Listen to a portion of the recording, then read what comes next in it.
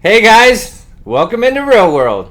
I'm your host, Randall Hill, aka Rhill One. And man, do we have a big show on tap for you today. So much going on in the news. I probably won't even be able to get to it all today, but I did want to talk about some of the big stuff going on. James Comey and Letitia James are temporarily off the hook, it looks like. Jasmine Crockett is in the news, as you would expect from an idiot. Trump terminates Somali protections and more today on Rhill World. Thank you so much for joining me. So much to get into. So let's just go ahead and dive right in. Are you ready? Let's do it. All right. First thing I wanted to talk about today is James Comey and Letitia James. Their cases have been temporarily at least dismissed, hopefully just temporarily. This is just a filing error, and it actually has to do with the status of the prosecutor.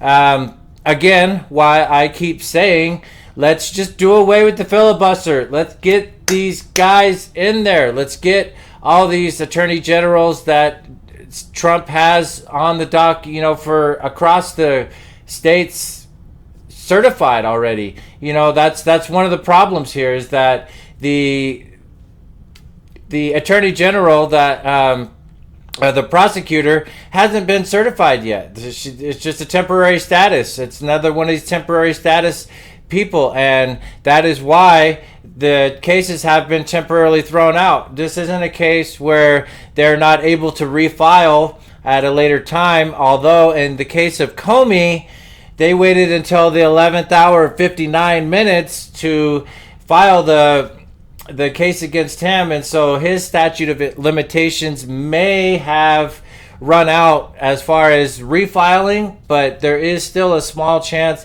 that they can go ahead and save the initial filing within appeals and so on and so forth. But as of right now, because we have such weak Republicans in the Senate, as I've stated before in many other shows, if you listen and follow along, if you have been, I thank you very much for that. Also, let's get it done already. Let's just kill the filibuster. We know they're going to do it anyway whenever they get into power. And if we do not do it, they will get into power because they continue to block everything that this administration is trying to do. And the Senate is still spineless, weak Republicans. Even though we do have the majority, it doesn't feel that way right now, and I'm going to continue to speak on this until I'm blue in the face, because this is something that really needs to happen, or we may not see power ever again. And we know how much trouble that will be for the country. We can pretty much say RIP, and it will be our own fault. Enough on that. Trump and Mamdani meet in the White House. Yes, Mamdani did visit the White House this past week, and turns out they had a pretty productive meeting. So I don't know actually what took place, but let's hear from the president and Mamdani himself.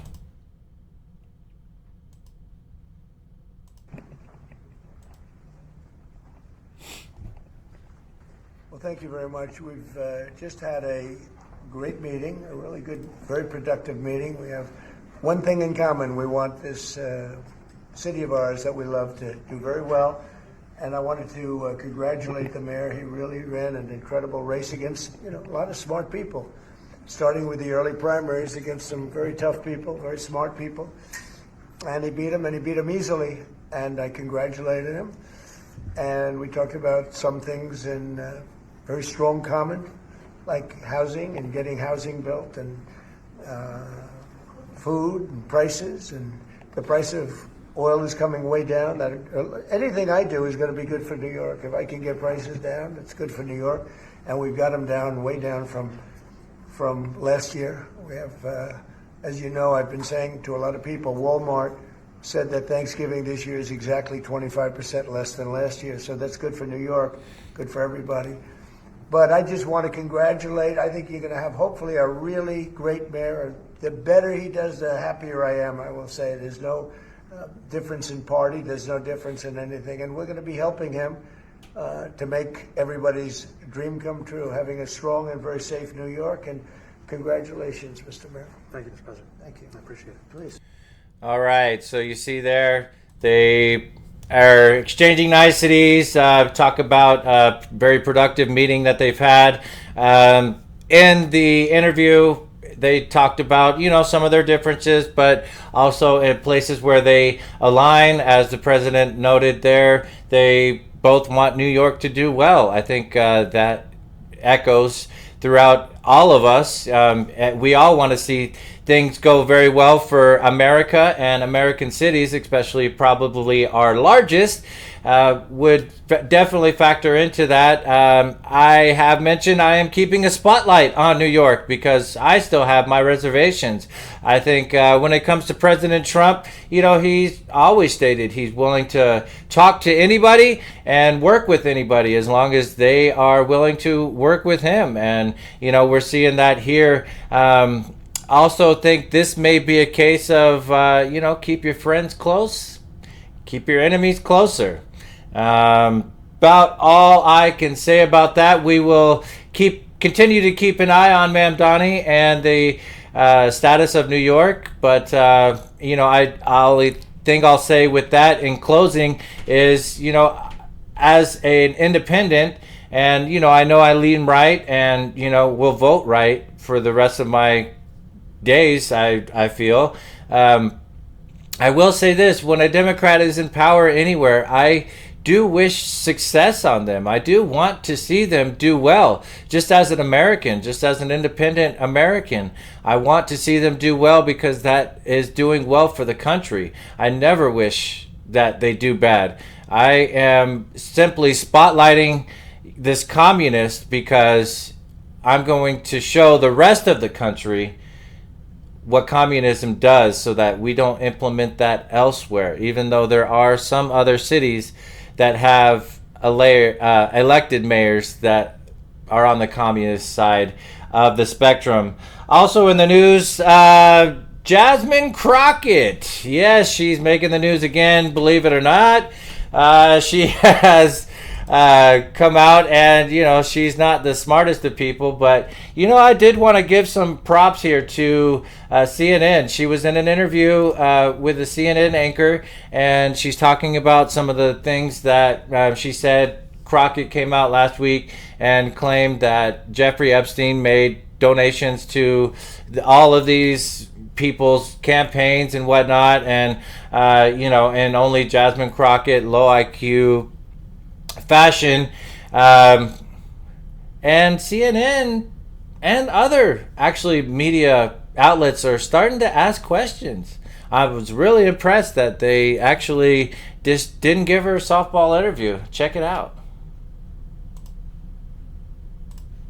Who also took money from somebody named Jeffrey Epstein, as I had my team dig in very quickly. Mitt Romney, the NRCC, Lee Zeldin, George Bush, Win Red, McCain Palin, Rick Lazio.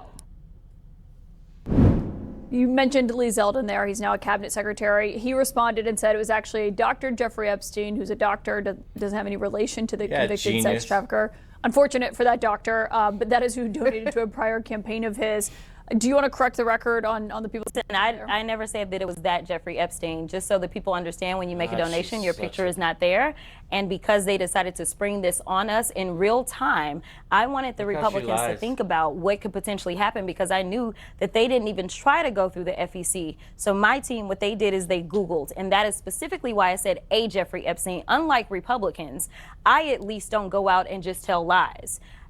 Because it was not the same one, that's fine. But when Lee Zeldin had something to say, all he had to say was it was a different Jeffrey Epstein. He admitted that he did receive donations from a Jeffrey Epstein, so at least I wasn't trying to mislead people. Now, have I dug in to find out who this doctor is? I have not. So I will trust and take what he says, is that it wasn't that Jeffrey Epstein, but I was not attempting to mislead anybody. I literally had maybe 20 minutes before I had to do that debate. Yeah, but people might see that and say, well, you're trying to make it sound like he took money from I did not know. a registered sex offender. No, but I literally did not know. So why when you report search FEC files, and that's what I had my team to do, I texted them and I said, listen, we're going up. They are saying that she took donations. Right, but someone might say, well, your team should have done the homework to make sure it wasn't the convicted sex trafficker. Within 20 minutes, you could not find that out, not from just doing a quick search on FEC. So number one, I made sure that I was clear that it was a Jeffrey Epstein, but I never said that it was specifically that Jeffrey Epstein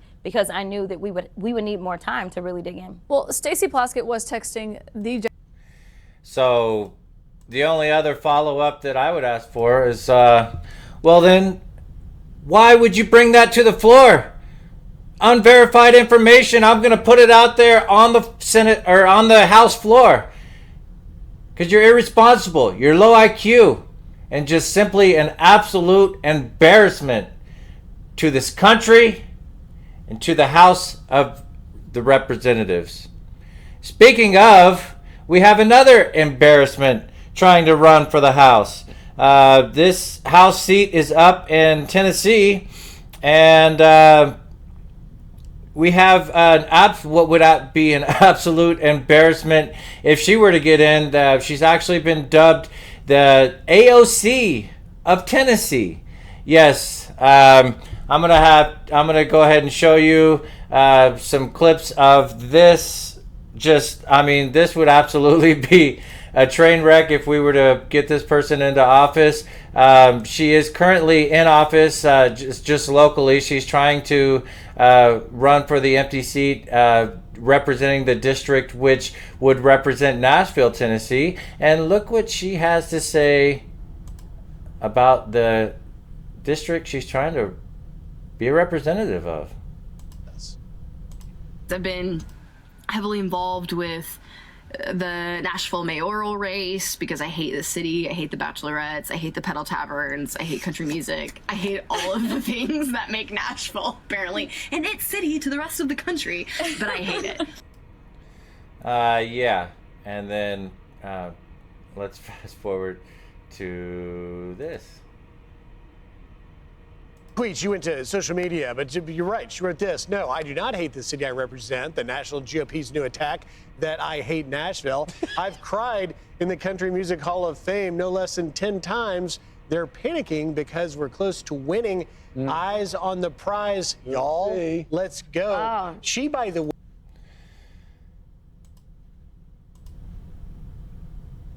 Train wreck. Go ahead and look it up. Every piece of news that I look on that woman, that would be an absolute train wreck. And I do not say this lightly when I say she might be worse than Jasmine Crockett. She might be worse than AOC, actually. Or at least same tier. If I were to rank them, they would definitely all be in the same tier. Nashville, that district is currently being held by a Republican, and we sure hope that the Republican comes through there. The word is out, the way that she is, but I mean, if you just watch clip after clip after clip, I've gone down that rabbit hole, and I tell you what, this girl is a train wreck. She's talking about, speaking with her therapist and this and that. It's like, yeah, you definitely need therapy, and I think you need to up that dosage or get a better doctor. I don't know. Whatever happens, she needs to be held out of Congress, period. People of Nashville, please, please, please, if you're a Republican, show up. The election takes place this coming Tuesday. Please, please, please show up. Vote early. Do whatever you have to do to keep this woman out of office. We do not need any more train wreck people in office like Jasmine Crockett, like AOC, and we definitely do not need to add this train wreck here. Speaking of Democrats trying to ruin the country, we have some more senators, former military, CIA operatives trying to put a damper on the Trump administration, or at least they put out of this video just out of the blue. Well, I'll just let you watch the video and we'll comment on it together. We know you are under enormous stress and pressure right now. Americans trust their military. But that trust is at risk. This administration is pitting our uniformed military And intelligence community professionals against American citizens. Like us, you all swore an oath. To protect and defend this Constitution. And right now, the threats to our Constitution aren't just coming from abroad, but from right here at home. Our laws are clear. You can refuse illegal orders. You can refuse illegal orders. You must refuse illegal orders. No one has to carry out orders that violate the law or our Constitution. Yeah. What exactly are you referring to? Actually, that question was asked of all of those members, and they came up empty. And this is one of the other things that I was talking about with the press, actually asking questions of these people. And I tell you what, it's worth doing your own research. I didn't pull out any clips just because I was pressed for time here this week. Just been a very, very busy week. But, on this note, they were all grilled and asked, what specifically are you talking about? Is there a law that president has violated here? Is he putting our military, is he putting his cabinet in danger? Please give us more. No, we're just saying that, in general, if, you're given an order that you feel is illegal or immoral, you have the right to use the ranks and defy such orders. Well, what is this video? What are you guys talking about? Tell us more. Well, it's a struggle to watch these people. Like I said, I lose brain cells every time I do it. But yeah, they couldn't come back with anything that was actually illegal. They just decided to make this video, which obviously, if you're somebody with half a brain cell, was urging the military and personnel likewise to defy this president, to commit treason, to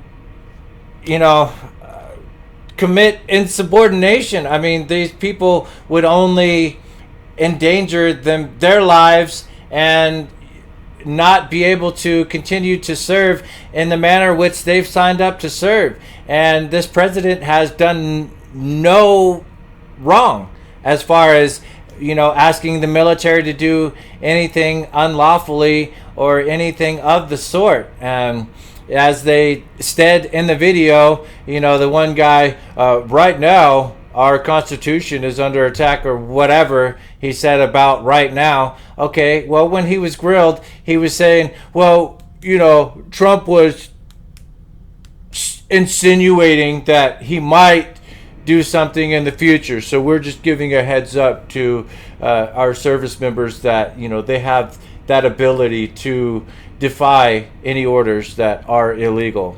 Yeah, you're gonna get people fired, and you're gonna get a lot of people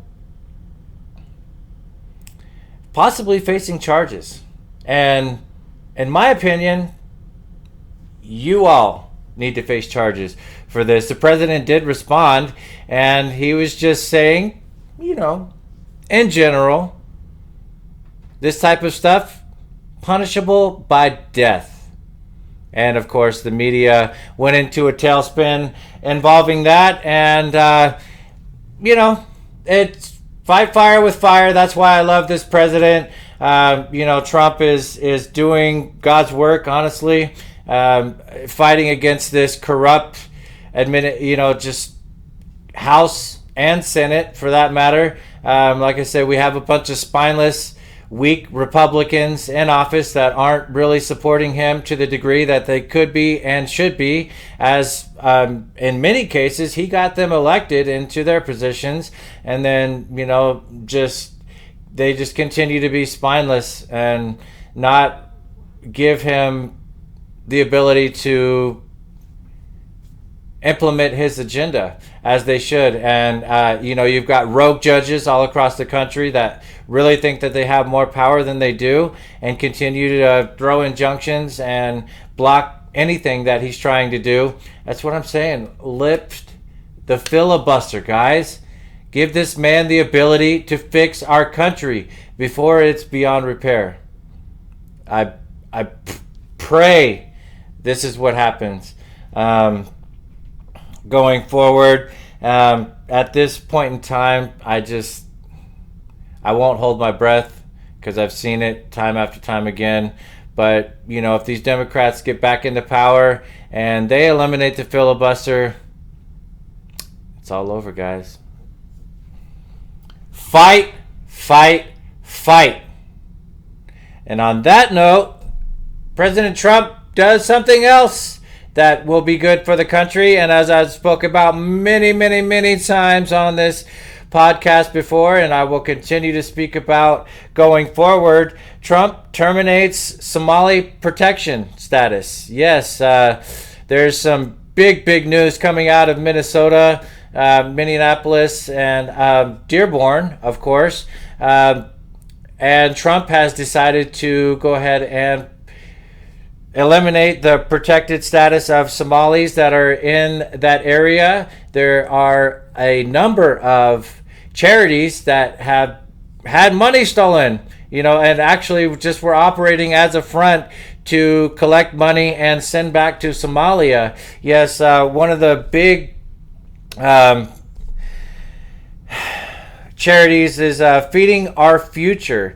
Apparently, numbers from 2023 show well over $250 million collected by this charity, and zero went to actually feeding our future. And we're seeing more and more pop up, especially from that Minneapolis, Dearborn area, and a lot of Somali people are involved in this. There's 87 people under indictment at the moment, and well over, looks like we've got 52 actually to date as of right now, with charges actually against them at this point in time. They have been found guilty in courts, and the other ones are still to be tried, and there's more and more coming up.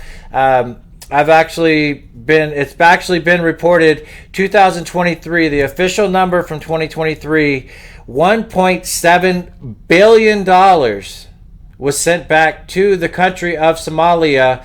That is your hard-earned tax dollars sent back to Somalia, which, by the way, is significantly more than the government of Somalia had available to them and their operating budget for the year of 2023. So yes, $1.7 billion of your hard-earned tax dollars has gone back to Somalia. And whenever I speak about this immigration stuff, that's just a small tip of the iceberg. That's just Somalia, $1.7 billion. Imagine what that could do for our economy. These people are here, and and I will also highlight that the vast majority of that was come by stolen funds. It wasn't people working and then sending money back home. That was stolen funds by way of these charities. Like I said, Feeding Our Future is the highlight there, and you can do your research and go down that rabbit hole if you like. I've done it, and there's many more that have collected hundreds of millions, and as we see, into the billions of dollars just given to them, trying to do good, people, bleeding hearts that allow these people to come in and allowed the border to be open under President Otto for 4 years, allowing our money to go out of the country and wreck our economy. I mean, that is one of the driving factors in wrecking our economy that we saw under President Otto that President Trump and his administration is trying to fix now. But it is a big problem because these people are still here. We need to get them out. ICE really needs to step up the efforts at this rate that we're going. I know there's a big hoopla about it, but we're not doing enough. Honestly, more. Cannot say that enough. We need more. But the president did speak about his terminating of Somali protections, especially those in Minnesota. And I found a clip that I'd like to play for you. So without further ado, here we go. Good evening. Breaking tonight, President Donald Trump posting on Truth Social that he will terminate the temporary protected status for Somalis in Minnesota. In his post, he says the reason is, quote, Minnesota, under Governor Walz, is a hub of fraudulent money laundering activity. I am, as the President of the United States, hereby terminating, effective immediately, the temporary protected status, TPS program, for Somalis in Minnesota. Somali gangs are terrorizing the people of that great state, and billions of dollars are missing. Send them back to where they came from. It's over, President DJT, end quote. Amen. Now, we have reached out to Governor Tim Walz for a comment, but have not heard back tonight. Somalia's protective status currently runs through March 2026. Now, something else I'd like to talk about. Tonight, Congresswoman Ilhan Omar responding to Trump's post on Twitter, saying, I am a citizen and so are majority of Somalis in America. Good luck celebrating a policy change that really doesn't have much impact on the Somalis you love to hate. Well, you can we are be here arrested. to stay. Also breaking tonight, U.S. Congresswoman Marjorie Taylor Greene says she will be resigning from Congress. Yes. The Georgia representative says she will step down from her seat in the House in January. Good. It comes after a very public fallout with President Trump. Greene posted a lengthy statement and video on social media explaining her decision to resign. A special election will have to be held to find her replacement. So a couple things in that video. As we saw, Ilhan Omar did respond to Trump, and all I can say to her is you can still go to jail, you can still be arrested, but also the Trump administration has implemented and asked for, the abilities to make sure that nobody can enter Congress, Senate. Obviously, the president does have this protection in place right now, unless you are a native-born citizen. Yes, we definitely need to see this happen. Again, I'm going to say it. Kill the filibuster! Let's get this stuff done. It's the only way we're going to save our country, guys. Only way we're going to do it. Let's let this man work. Gosh, I'm so tired of spineless Republicans. And then these just brain-dead lefties just getting whatever they want and continue to destroy the country. We got to stop it. We got to fight, guys. Come on. Marjorie Taylor Greene has stepped aside from Congress. Even though she is labeled a Republican, she has definitely shown her true colors as of late, and it is a very good thing for the country that she is resigning. Now we need to make sure that that seat gets filled by a good Republican. Just some of the things that I want to talk about.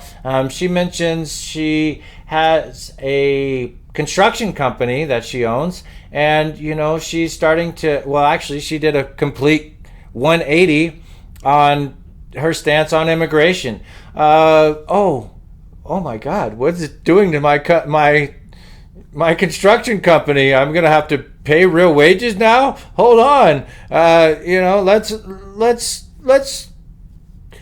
hold off on this immigration stuff. Maybe we should give these people due process and so many more other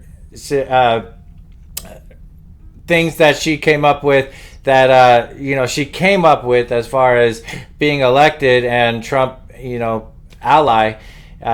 She has done a complete 180 on in the last few months, and I'm glad to report that she is resigning as of the first of the year in January. So good job, Marjorie Taylor Greene, on your resignation.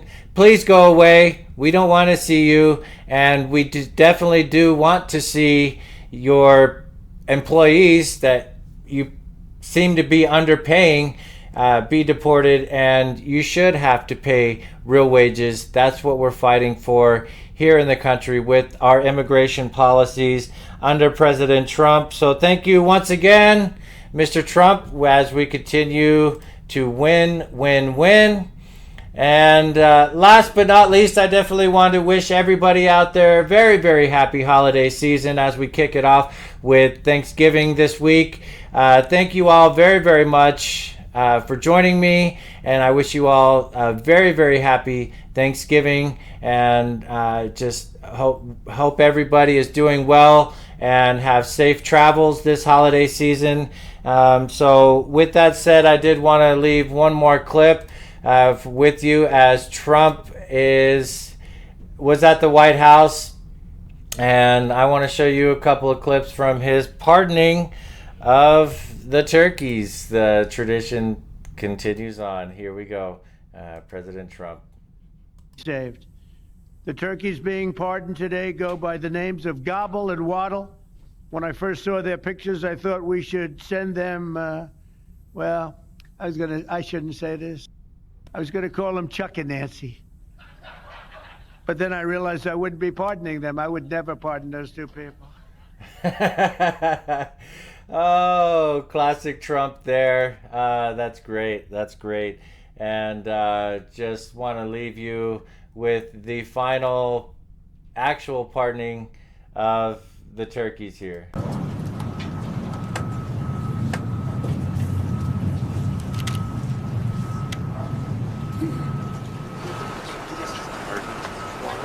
He just asked if they get like a rather violent bird. Anyway, are you ready? Gobble. I just want to tell you this very important. You are hereby unconditionally pardoned.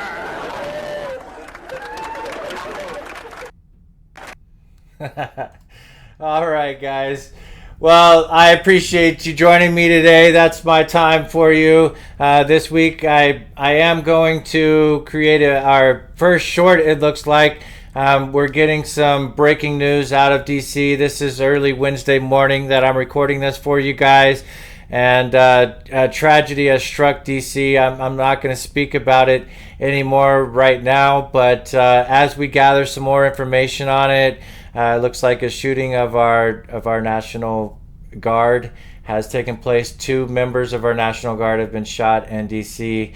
So prayers for them this holiday season, and hopefully for a speedy recovery. Very limited information I'm getting on this right now, but I think we're going to see the first Rhill World short, because this is very important to report on as we gather some information.